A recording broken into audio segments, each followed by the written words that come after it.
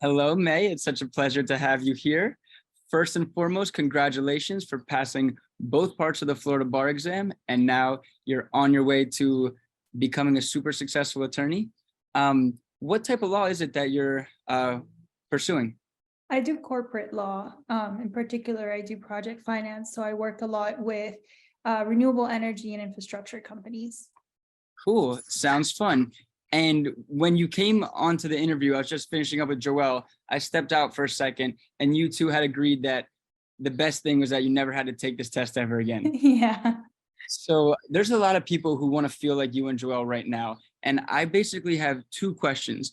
The first is, well, so people out there understand this was your second time taking it. That's And right. the first time, you did pretty good, but you had a little bit of room for improvement.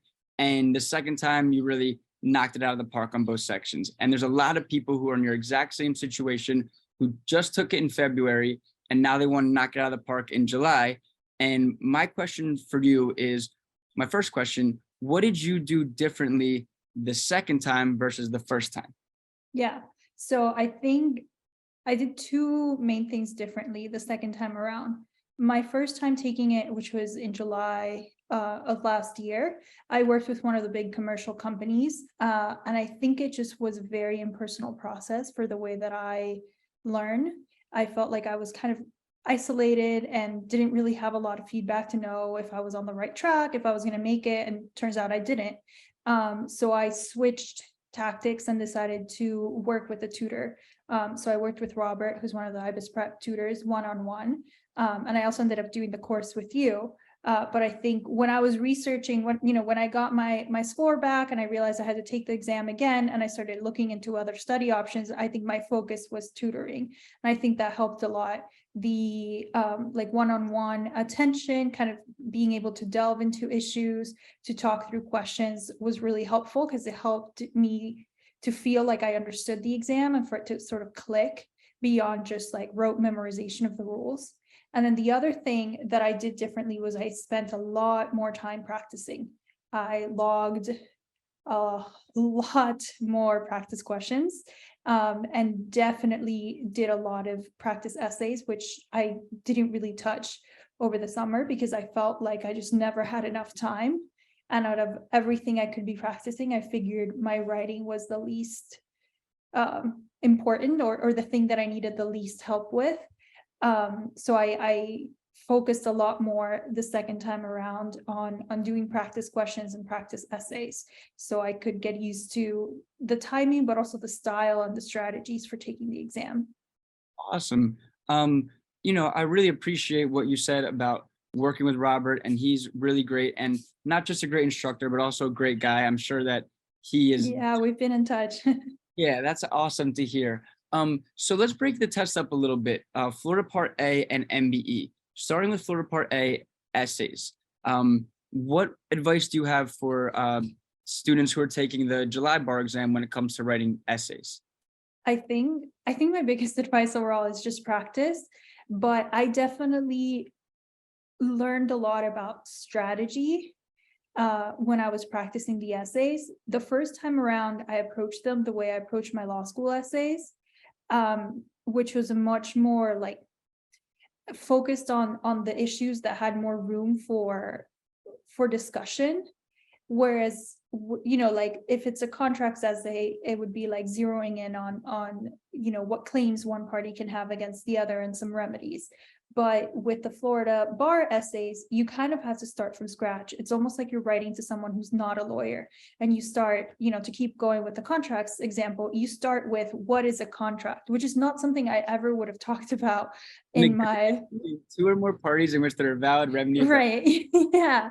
And you talk about what is offer, what is acceptance, what is consideration. And that's not something, I mean, you learn that in law school, but at least in my law school essays, that's not something that I would have ever talked about unless it was a very clear issue. But even, in a Florida essay, if you have contracts, you always put that down. It doesn't matter what the prompt is.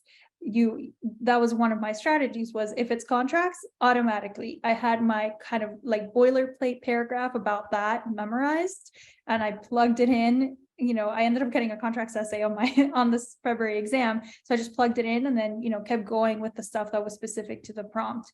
So all of that in a way was more strategy than like the memorization of the law, although both of those go together.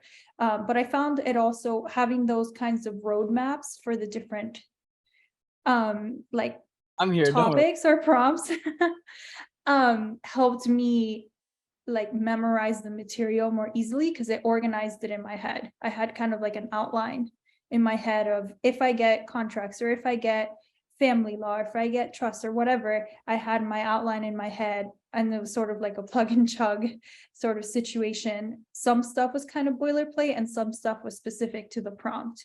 And it made it feel a lot less daunting. And the more you practice, the more that becomes kind of like muscle memory. And it's almost like you don't have to think about it too hard, which is really important because you have a limited amount of time to write these essays. I love what you're saying about muscle memory, because something about me is I never change. I'm the same. I've always been. I study the same. I teach the same. You saw me have to get up and walk around because my dog still makes the same noises. And you see, I'm still the same regimented, offer, acceptance, consideration, no valid defenses, statute of frauds, SWAP. Remember SWAP, that acronym? Yeah. See, I still have it down to a science, and it's all muscle memory, right? So I really appreciate what you said. Did you find yourself at all having a timing issue when it came to writing essays? Was it a challenge to be able to write your essays within the 1 hour time limit? Not for me. I actually never really struggled with time. You- Either I was just saying, you alluded at the beginning to thinking that you wouldn't have a problem writing essays. Is that because you have a background in writing, or? yeah, in a way, I was an English major in college and I've always liked writing. No way. English major in college. I And studied Shakespeare, but yeah, I know it's not quite the same thing, but I wrote a lot of like English papers, like essays in college. So, which is not the same thing as legal writing, but I think in general, there's some, I guess, like basic principles of writing that apply no matter what. And so I thought that I have down pat, so I can at least write something that's coherent. And that's important, but writing for the bar is very specific. It's once you do enough essays, it becomes almost like formulaic in a way. And that's the part that I was missing because I just didn't practice enough to pick up on those, on those nuances my first time around. So by the time when I sat down, the essay portion is the first over the course of the 2 days, it's the first section that you have.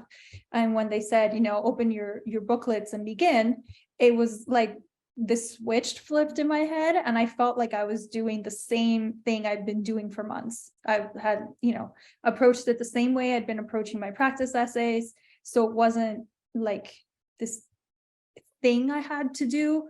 It was just like, I've been doing this. I know how to do this, which I didn't have that feeling the first time around because I didn't practice enough to get there.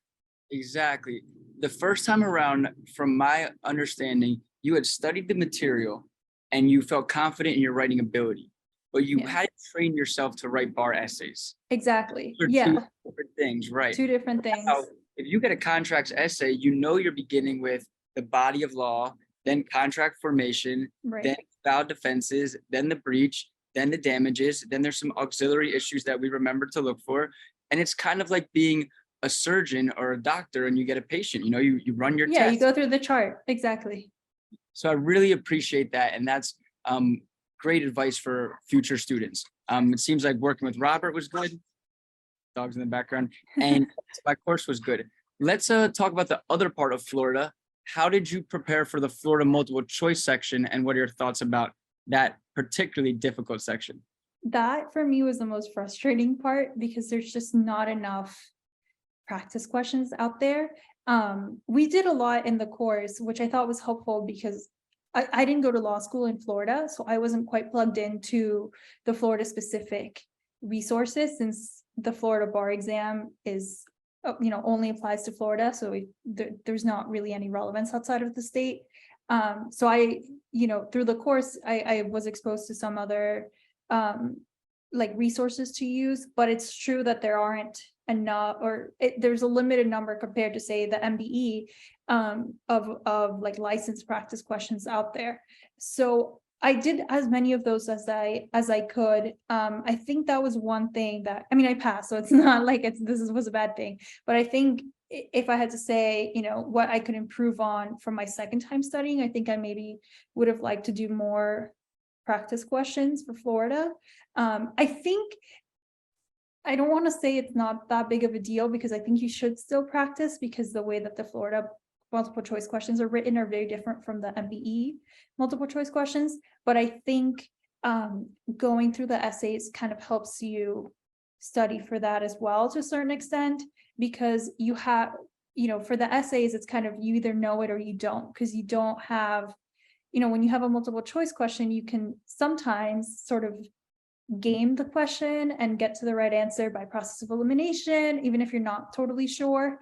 But on the essay, either the rules so you can write about it, or you don't. So I think to a certain extent, working on the essays and memorizing the rules enough to be able to write about them helps on the multiple choice questions. But I still think there's nothing quite like practicing.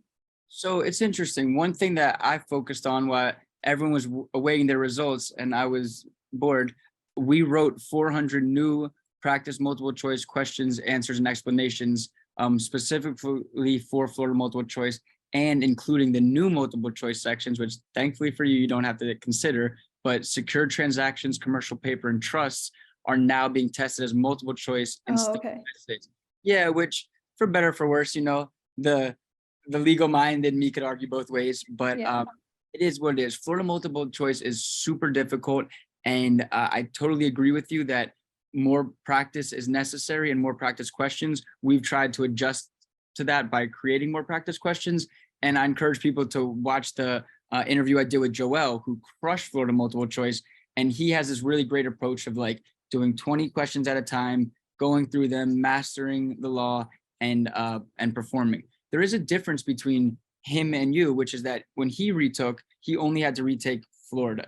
You were retaking both sections, which is a more daunting task, because Tuesday you're being tested on Florida evidence and Wednesday you're being tested on federal evidence, and there are literally conflicts of law. So Right. it's like You have to keep it straight. Yeah. difficult. So super impressive. When it comes to the MBE, or came to the MBE, but in the MBE in general, what's your advice and how did you prepare for the MBE a little bit differently the second time than the first time? I mostly just practiced this time around. And I think that's where, well, one of the biggest pitfalls for me, my first time studying, was I felt like there was so much information and not enough time to really cover it. So I focused a lot on doing the lectures and kind of trying to memorize the rules. And I didn't realize until too late that there is an extra step of learning how to apply that to the way the MBE questions are written, because it's not always quite as straightforward. So, and I'm not a naturally great test taker, so I definitely do need the practice. So I mostly did that. So what I did this for Florida, but because, like I said, there's less practice questions available, I guess it wasn't quite as constant or as for the MBE. But I had an Adaptabar subscription. And so what I did is I tried to keep up with about 25 questions per day. And I would do them in the practice question mode for Adaptabar, which is where you answer the question and immediately gives you the answer. And I would jot down notes. I had a notebook that was like my bar study notebook, and I would just write down the rule statements basically, because I remember things very well if I write them down. So I think I would advise people to do that, to log, the questions to put in the practice, but also to not just kind of blindly go through them, but read the explanations, even the ones you get right. And if writing it down is what works for you, if flashcards work for you, whatever your study strategy is, find a way to kind of incorporate that into your practice questions. I thought that was helpful. And eventually I did enough where I was starting to see the patterns in the questions and starting to understand the way they were written and the way the issues are tested. So that helped me feel more familiar and more like confident. I think it's the same thing we were talking about muscle memory with the essays. You kind of like develop an instinct once you've done enough questions towards, Sure. yeah. The word you keep using, muscle memory, I love. And when you talk about that process you do, it's so interesting because that's exactly what I did when I took the bar, the Florida bar in 2017, is I had 2 journals, old school journals. I'm just like you. I actually did an English major in undergrad too. Man, you're a lot alike. So I had 2 little journals and I would do questions, and the ones I either got wrong or got right, but I didn't feel confident. Yeah, exactly. Exactly. I would just write down just the rule of law. And then eventually I had 2 full notebooks just full of rules of law. And I would, go to sleep reading them. I would read them on the couch, whatever it may be. But I agree with you. For me personally, that process of writing it, cramping my wrist, I have wrist pain to this day. Maybe that's why. But that process of writing it and reading it really helped me. Now, those journals I've turned into my cram guides that you see on Drive that are literally the exact same thing. But, in a digital age, it's fine to make them on Google Docs or something, or write it out in a journal. But I really believe that that's the best process of learning for multiple choice questions, is to do practice questions and then document the little rules of law that you learn, question by question. I totally agree. I would do it the same way, question and then get the answer, instead of do 10 questions and get 10 answers, because Exactly. yeah, then your mind's not right there. You want to learn in the moment. You got to seize the moment and try to learn as many things as possible. So overall, it seems that, did a lot of practice essays. You did Florida multiple choice questions. You wish you did more.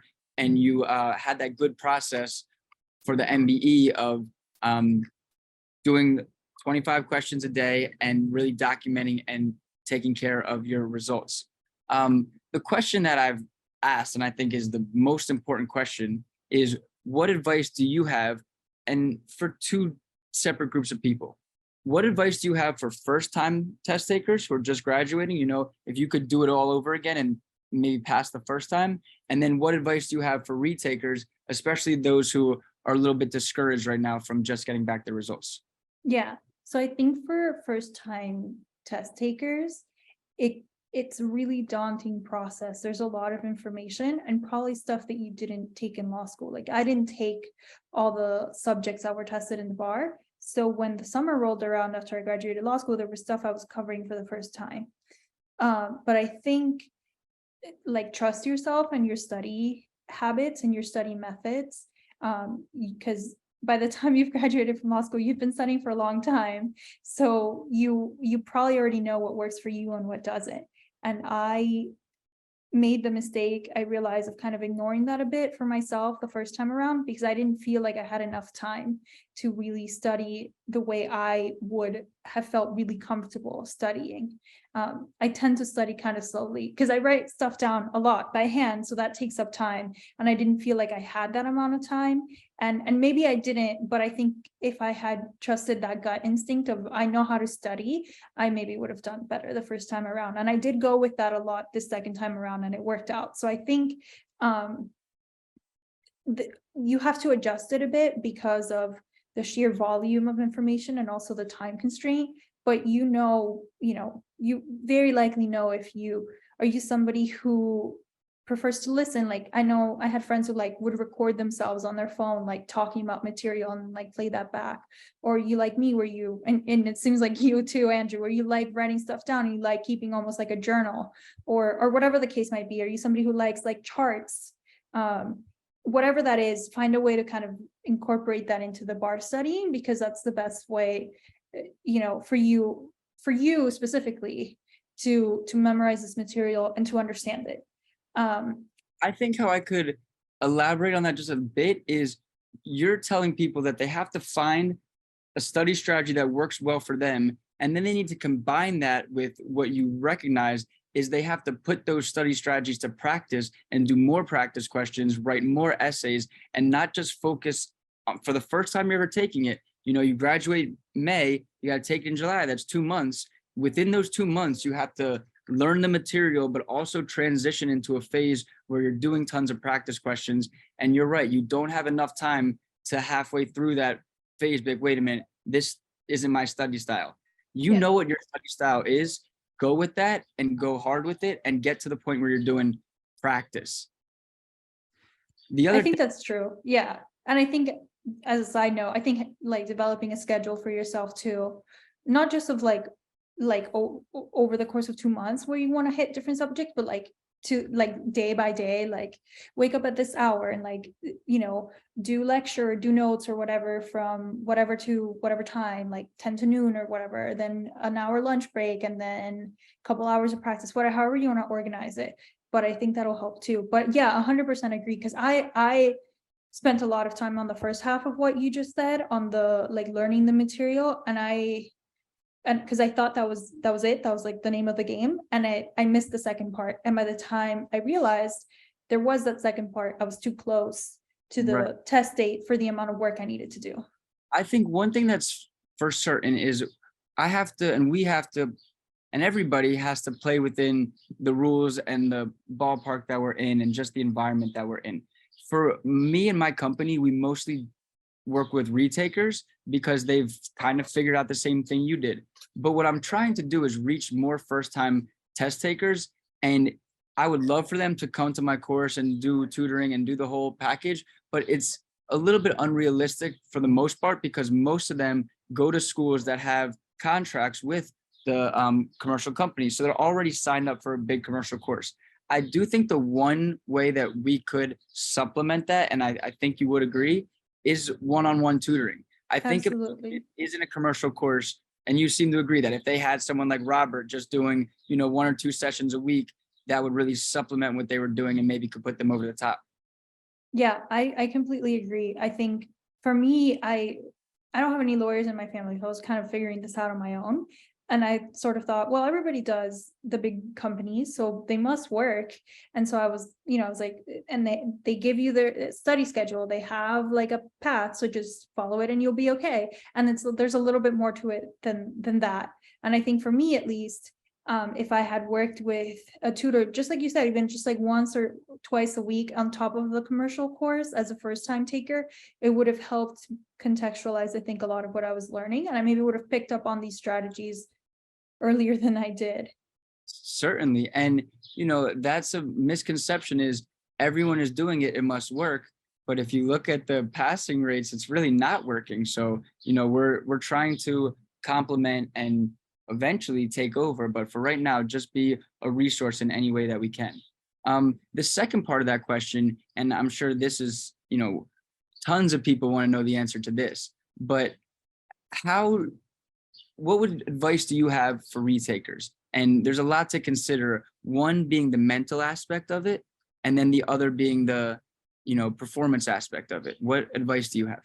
Yeah, I'll answer them in order. So I think the mental aspect is, I think it's tempting when you get the scores to want to give up just because it's such a grueling exam and the study process is hard. The prospect of having to do it again seems really daunting.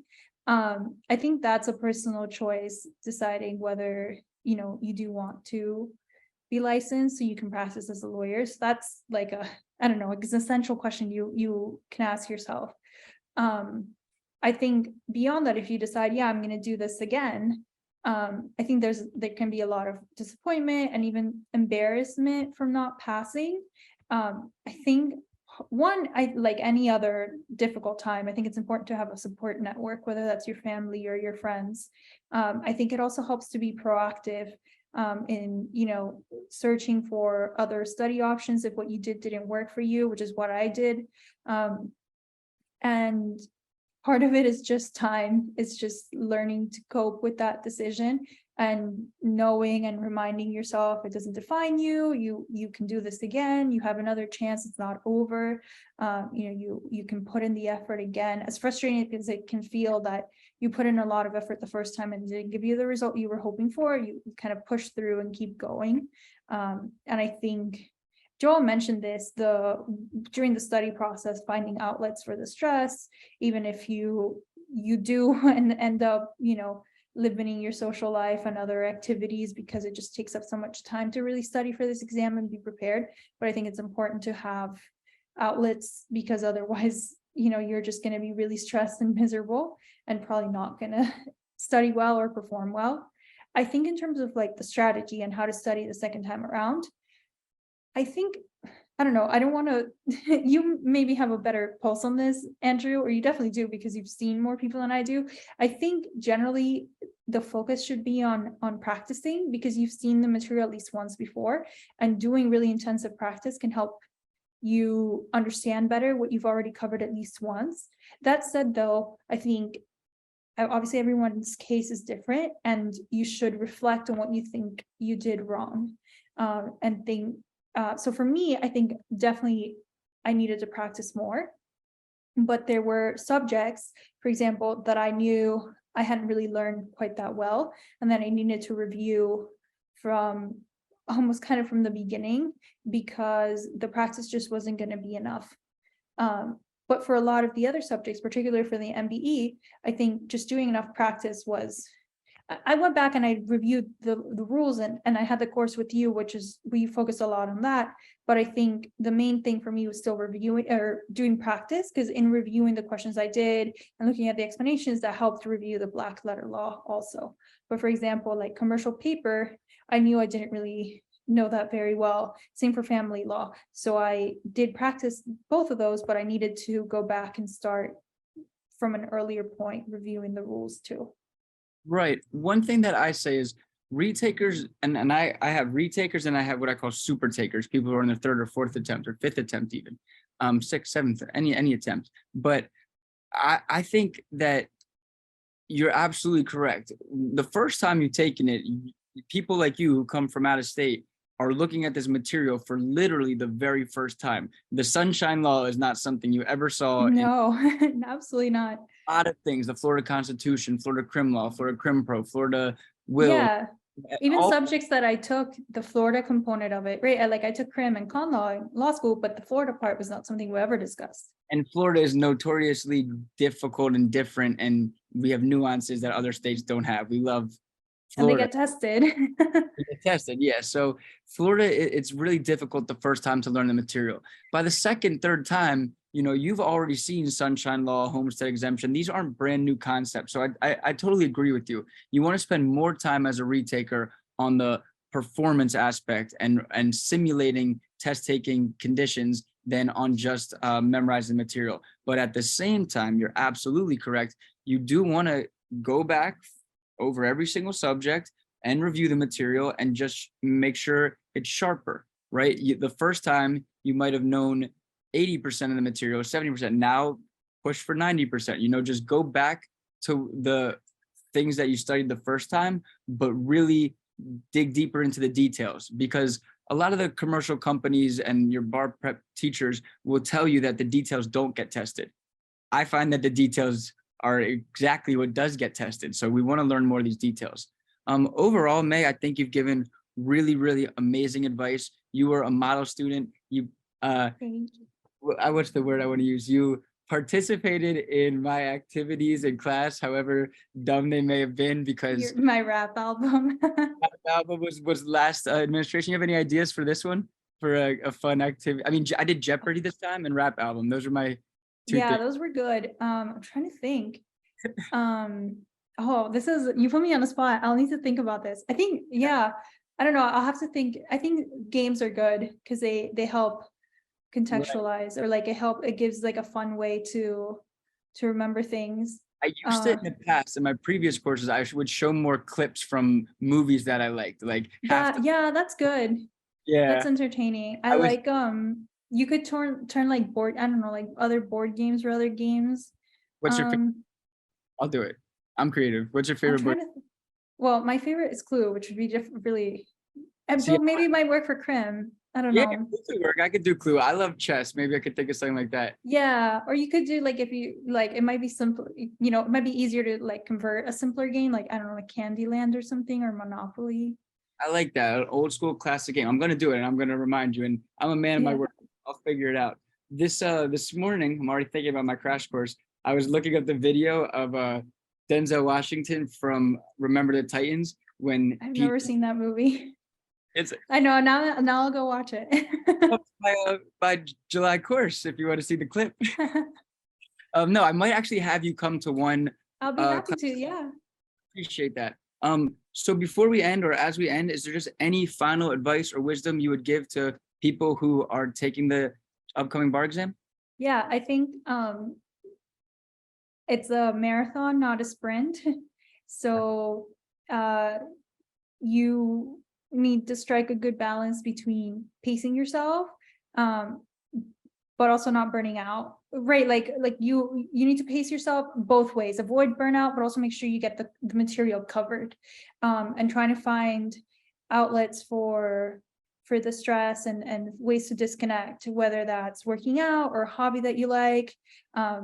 You'll probably have to cut down a lot on your free time, but finding one or two things that you can do that just sort of like completely take the bar out of your head so that your brain has a chance to like rest and reset. Same with sleep, is important. And just powering through, honestly. You just gotta get through it.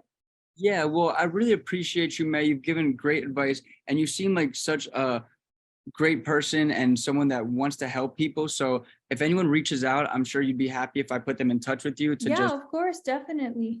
and sounds like you're doing really great. I would have one piece of advice for you.